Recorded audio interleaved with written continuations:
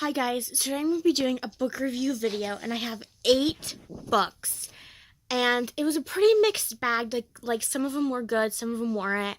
And I have my dog up here with me, so if you hear me yelling out or anything, it's because she's trying to eat the books. So this first book I'm going to show you, and I know it's meant for like little kids or young adults or something, but I found this book at a thrift store. I think it was a thrift store, maybe, I don't remember. And I remember, like, when, like, you were a little kid, that you get those Scholastic, like, book magazines, and then your parents would, like, pay for whatever books you want or whatever. And these books are the ones I always liked, because I loved animals. And this one I liked because it had a sheep, a lamb, on it. So I'm like, you know what, I'm going to read this. It's going to be a quick read, because, the words are, like, big on the page and stuff. It's The Animal Ark, Lamb in the Laundry. It's by Ben M. Baglio, something like that. This is what it looks like. And it's about this girl whose mother and father are vets, and she has this one friend, and they both go to this animal farm, this sheep farm, where they're helping with the lambing process, which is, when the ewes, EWES, have lambs. And so they're helping with that, and then one of the lambs was born a twin, and the mother was rejecting it. So they are trying to help it, and then they misplaced the lamb, and then the little girl that was on the farm, something happened to her, and then she told them about the lamb and stuff, like where it is and stuff. And it was a good book. I really like them. Like, I don't ever remember reading that book when I was a kid. Like, I don't even remember, like, I used to have a lot of Animal Ark books, but I don't remember ever reading that one. I don't. So next one I'm going to show you is a book that I really didn't understand, really. This is called The Birth of Venus. It's by Sarah Dunant. I think that's how you say her last name. This is what it looks like.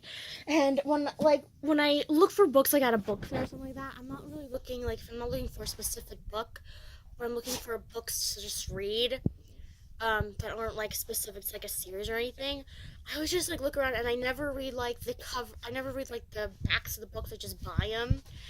And that one I thought was about, I forget, like, the guy who painted The Birth of Venus, that Buccelli guy. I think that's what his last name was or something.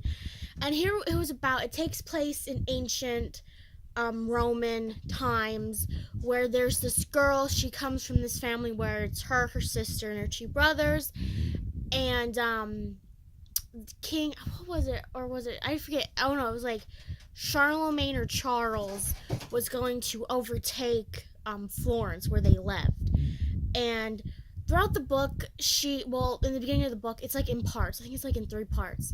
She ends up saying, like, I don't never want to get married, because she wanted to be a painter, but of course she couldn't because she was a woman and stuff, and nobody took her seriously when she would talk about painting, and then guys were shocked that she knew anything, and she really wasn't, like, the prettiest woman. But then she had this idea where she just wanted to go into a convent, but then her mother said, no, you have to get married. So she got married to this guy, and this guy was actually gay, and he was her boyfriend. Yeah, her husband was her boyfriend, her brother's boyfriend. And they came up with this agreement that, like, you can do your own thing, I'll do my own thing, and then, as long as we're seen in public so people don't, start thinking things or whatever, it'll be fine, and you give me an heir, that's fine, whatever. So here what happens is in the beginning of the book, for her older sister's wedding, they hire this painter to paint this stuff for her wedding, and then they do it for, they get him to paint this chapel, and she has this, like, on again off again relationship with him, and then he finds her, or she finds him, or she goes to see him, and she ends up having an affair with this painter, and then she didn't tell her husband or anything like that, and then her husband found out about it and left her and stuff. And the book just really, like, to me, it was just like there was a prologue in it, and the prologue had nothing to do about what the book was about, because at the end she says about how she died. Like, the last part of the book was, they find her husband's dead body, and here it was like this guy that, they just, like, he was too rotted. Like, her husband found this body that was too rotted and decayed to know if it was really him or not, because there was this fever or something going around. It wasn't the plague, it was something different. And he went away with her brother when he found out, the baby might not be his, and there's no way of like really knowing since in ancient times. So then he left her all of his stuff. And here, her mother comes and says, what are you gonna do? And she said, oh, like, I'll just be a widow for the rest of my life, and then maybe I'll remarry. And then they said, people don't like widows in Florence. So then that's when her mother said, why don't you go into a convent? So she finds this convent where, like, the girls were able to do whatever they wanted, like paint, read, stuff like that. It really wasn't like a convent like you would probably think of a convent nowadays. And then the painter found her, and he took, because she thought the baby was the painter's, and here the painter was Michelangelo, and the whole book they called him the painter, and then this one sentence in the end of the book they called him Michelangelo, and that was it. And then she didn't call him that anymore, she still called him painter. And it was just, yeah. And then she wanted to kill herself because she wasn't happy. She really wanted to be with the painter, and then the painter took her daughter because her daughter was at the convent with her, and she wanted her daughter. He wanted their daughter to, explore the world of paint and stuff. And then I don't know, I guess she was just lonely, or she felt really bad that she had sex with this painter guy again while she's a nun. So she's like, I know she knows that suicide isn't like the best thing for a nun, I guess. So she comes up with this other way of like covering up her suicide or something like that. And it just really wasn't a good book. The chapters were like long, like really long, and then some were short. There was like almost 50 chapters in it. There was 49. And it was just like, it just really wasn't a good book. Like, I don't know why it was a bestseller. I thought it was gonna be about, like I said, Buccelli, the guy who painted the Birth of Venus, and it really wasn't. So that book was really, really weird. I wouldn't, like, it was too lengthy for me. Like, I feel like the prologue and then was irrelevant because she says how she, wanted to kill herself or whatever and stuff. So it really was, like, irrelevant to the end of the book. So this one is a Cat Who series book, and I just read these as I get them, and it's called The Cat Who Talked Turkey. It's by Lilian Jackson Braun, and when I picked this book up, I just got it because I'm like, you know what, Thanksgiving's in a couple weeks, like, why not? I don't know if it'll probably be after Thanksgiving when I post this, but yeah. So this is about this Quill, Quill. He lives in this small town, he does journalism, and these two big things are happening. The one is about, there really wasn't like a mystery in this book. Usually there's like mysteries in it. This book was about Quill is helping this town celebrate, not the town he lives in, but a different town in that same county. We're throwing a 200th anniversary party, like when the town got founded. So he was helping out with that. And then there was this thing about he's seen turkeys, and he knows turkeys aren't around in this area that he lives in or around the state he lives in. And he's trying to figure out what happened to these turkeys and why they're coming back. And it's just like one of those things. It's a really good book. I really enjoyed it, and it was small. And he's learning about his one cat's heritage, like where he came from and stuff, because he doesn't really know that much about his two cats that he has. So this next book I'm gonna show you is called. It's from a series called The Mysteries of Silver Peak. I never read any books in this series. This is the first one. This isn't the first one in this series. It's just the first one that I've read. And it's called The Watcher, and it's by Carole Jefferson. This is what it looks like. And this book is about this woman who solves these mysteries. Hold on. Stop it, Penelope. Stop. And this family moves into this house that belonged to the founder of the town, and he got murdered in it. and nobody really knows what happened and stuff or anything. And here, the family that moves into this house, this old Victorian house, is finding these weird letters from this person that's called the Watcher that's watching them, and they're kind of creepy. And she's trying to figure out who really wrote them and stuff. And it was just a really weird book. Like, it kept going on and off. Like, the storyline wasn't consistent for me. It was really just like it was flip-flopping from one thing to the other, and then by the time the end came, it was just it just it wasn't like it like I don't know how to explain it, but it really wasn't like that great of an ending or anything and stuff. But yeah, and she's like, there was all other things, and I feel like it's from the same um publishing company that makes those Annie in the Attic mysteries and those Secrets of Little Hill library series that I like.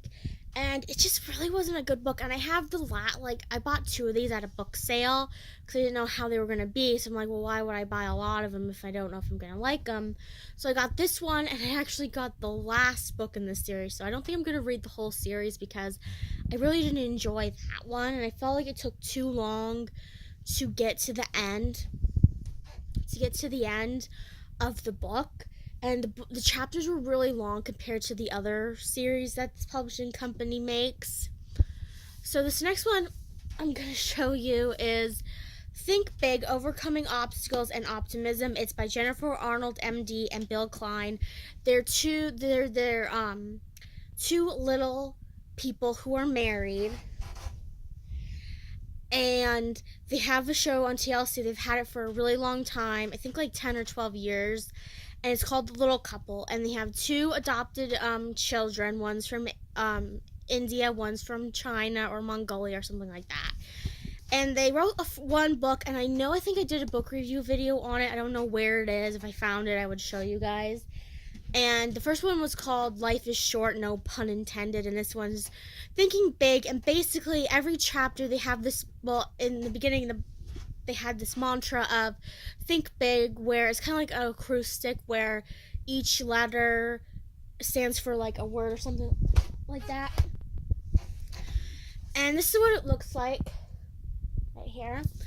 And I really liked this book.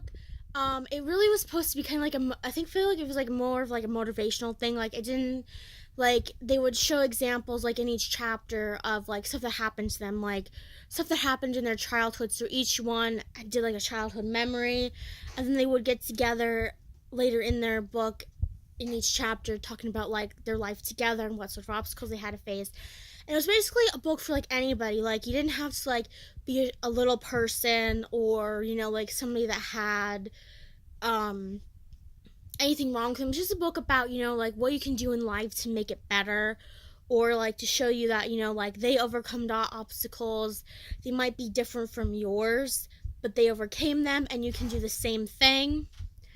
And then, sorry that I'm trying to rush this video right now because this dog, she is getting into everything, and I'm trying to rush through this. So if I'm missing anything, that's why.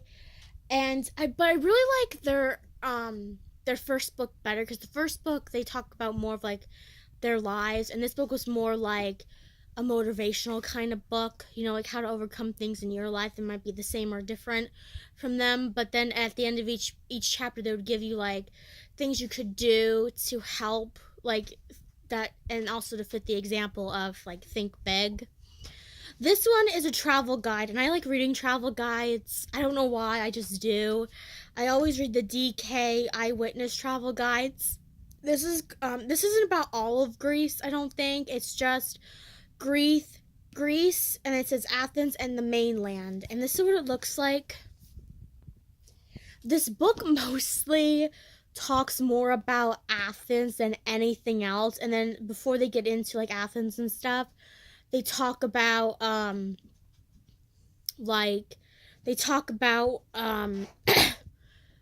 Greek you know, myths and the gods, Greek gods and goddesses and stuff. But it was really good. I mean, I like to read travel. Like, when I find this brand like at book sales and stuff, I do try to read them because I really like them.